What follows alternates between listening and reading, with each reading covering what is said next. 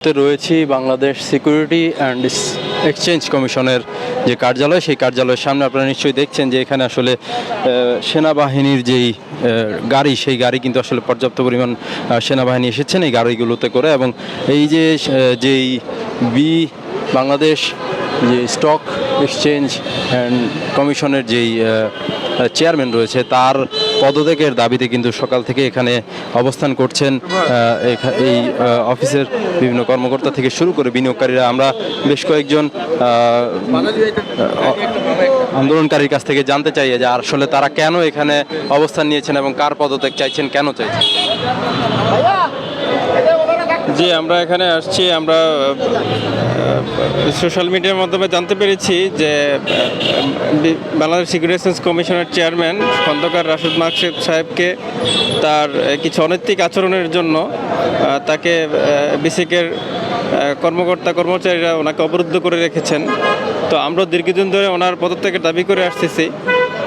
উনি বাজার রিলেটেড যে পদক্ষেপগুলো নিয়েছেন বিগত 5-6 মাস যাবৎ, ওনার কোনো পদক্ষেপেই বিনিয়োগকারীদের পক্ষে যাচ্ছে না এবং গত 6 মাস যাবৎ বাজার প্রতিনিয়ত পতনের দ্বারা অব্যাহত রয়েছে। এবং উনি ওনার পলিসিগত জায়গা থেকে উনি যেসব পদক্ষেপ নেওয়ার কথা, উনি এ ধরনের কোনো পদক্ষেপ উনি নেননি। উল্টো উনি 2-4 দিন পর একটা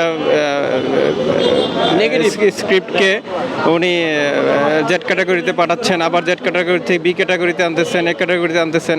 তো এই জন্য আমরা বাংলাদেশ ক্যাপিটাল মার্কেট ইনভেস্টর অ্যাসোসিয়েশনের পক্ষ থেকে আমরা ওনার পদত্যাগের দাবিতে অতীতে আমরা আন্দোলন সংগ্রাম করে আসছি। আজকেও আমরা বিসিকের যে কর্মচারীরা ওনার পদত্যাগ দাবি করছেন, তাদের সাথে আমরা একাত্মতা পোষণ করে আমরা এখানে দাঁড়িয়েছি ওনার পদত্যাগের দাবিতে।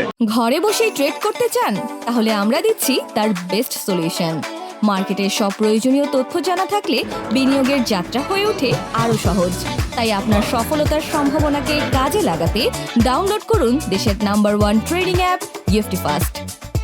আমাকে বলছিলেন যে একজন সাধারণ বিনিয়োগকারী যে আসলে তার যে স্বৈরাচারী সিদ্ধান্ত, সেই সিদ্ধান্তের কারণে কীভাবে বিনিয়োগকারীরা তাদের পুঁজি হারাচ্ছে। আমরা আরও একজনের সাথে কথা বলতে চাই যে এই যে মাকসুদ, তার পদত্যাগ হলে আসলে কি যে সিকিউরিটি এক্সচেঞ্জ কমিশনের যেই শিথিলতা কিংবা বাজার স্থিতিশীল বাজার পরিবেশ তৈরি হবে কিনা। জি, আমরা আশা করি উনি 7 মাস যেভাবে পুঁজিবাজারকে পরিচালনা করেছেন, উনি আসার পর থেকে পুরো পুঁজিবাজার একদম ধ্বংস হয়ে গিয়েছে। যেটা 2010 সালে যা ছিল সেটাকেও হার মানিয়ে দিয়েছে। আমরা আশা করি উনি যদি পদত্যাগ করেন আমাদের পুঁজিবাজার ভালো হবে, কারণ উনি আসার পর হইতে পুঁজিবাজারের যে পদক্ষেপগুলি নিয়েছেন, কোনো পদক্ষেপই বিনিয়োগকারীর পক্ষে ভালো সুফল বয়ে আনেনি। উনি প্রত্যেকটা কোম্পানিকে নেগেটিভ ইস্যু এবং কোম্পানির সাথে লিয়াজো করে জেলে পাঠিয়ে দেয়, আবার জরিমানা করে। এবং এর ফলে আমাদের কি হয়, বাজারটা কয়েকদিন পর পর বাজার খারাপ হয়, কোনো বিনিয়োগকারী কোনো শেয়ার বিক্রি করতে পারছে না। আমরা আশা করি যে উনি যদি পদত্যাগ করেন, ভালো একজন দক্ষ লোক যদি বসেন, আমরা মনে করি আমাদের এই দীর্ঘদিনের এই দাবি প্রত্যাশা পূরণ হবে। এবং আমরা ওনার পদত্যাগ দাবি করছি। ওনার নিজস্ব কর্মচারীরাই আজকের ওনার বিরুদ্ধে রুখে দাঁড়িয়েছে, বিদায়ে মারামারি করছে। তো উনি যদি ভালো হইতো, ওনার কর্মচারী তো ওনাকে ভালো বলতো। উনি এনআরবিসি ব্যাংক থেকে লক্ষ লক্ষ কোটি টাকা লুটপাট করেছে। তাই আমরা চাই ওনার পদত্যাগ আমরা দাবি করি এবং এই দাবিতে আমরা আজকের এখানে সবাই একাত্ম বোধ করছি। Thank you. ধন্যবাদ।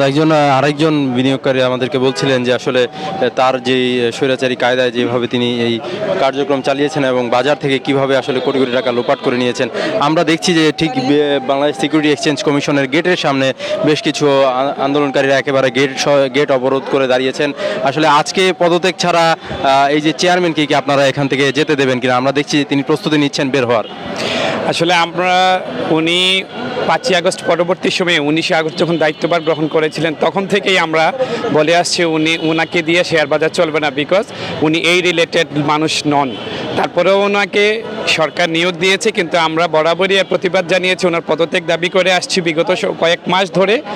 এবং উনি যে একজন ব্যর্থ প্রশাসক, সেটা আজকে ওনার যেই হাউস দ্যাট মিনস কমিশনের কর্মকর্তা কর্মচারীরাও ওনার এই অযাচিত অপরিণামদর্শী সিদ্ধান্তের কারণে ওনার পদত্যাগ দাবি করছে, যেটা আমরা আগেই বলেছিলাম উনি এটা চালানোর যোগ্য নন, সিকিউরিটি অ্যাক্সেস কমিশনের চেয়ারম্যান হওয়ার যোগ্য উনি নন, যে কারণে আমরা পদত্যাগ দাবি করে আসছি। এবং আজকে আমরা মনে করি আমাদের দাবির সত্যতা প্রমাণিত হতে চলেছে, আমরা সেজন্যই অনেক আশা নিয়ে দাঁড়িয়েছি। আমরা আশা করি সরকারের পক্ষ থেকে আমাদের এই দাবি মেনে নিয়ে ওনাকে আজকে পদত্যাগ করে এখান থেকে চলে যেতে হবে। ধন্যবাদ।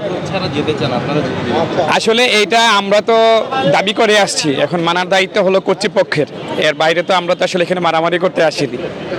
আন্দোলনকারীরা আসলে সকলেই বলছিলেন যে তারা আসলে শান্তিপূর্ণ যে আন্দোলন সেটি চালিয়ে যাবেন, অর্থাৎ বিএসিসির যেই কর্মকর্তা তার পদত্যাগ না হওয়া পর্যন্ত, চেয়ারম্যানের পদত্যাগ না হওয়া পর্যন্ত তাদের যে আন্দোলন সেটি তারা চালিয়ে যাবেন, এমন কথাই কিন্তু আসলে তারা বলছিলেন। আমরা দেখতে